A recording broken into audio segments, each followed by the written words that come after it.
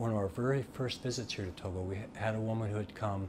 She had a whole series of big tumors that had grown out of her skin. They were infected, the hair follicles, and so there was just flies buzzing around her. She had this big cover.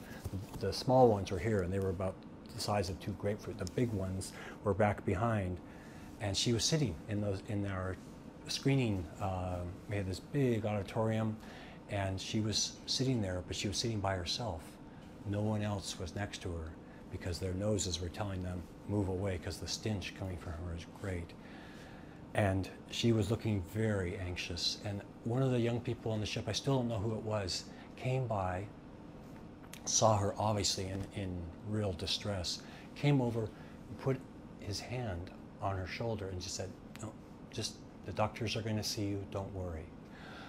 All these people from other places and no one near her, and she said, and this person came up and they put their hand on my shoulder. I haven't been touched in my village for 10 years. I didn't know anything about you people, but when he did that, I said to myself, I'll trust him.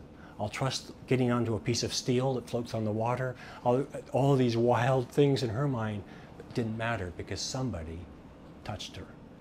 And that changed. She gave her the courage to come. And she had her tumors out and all the smell went away and she went back.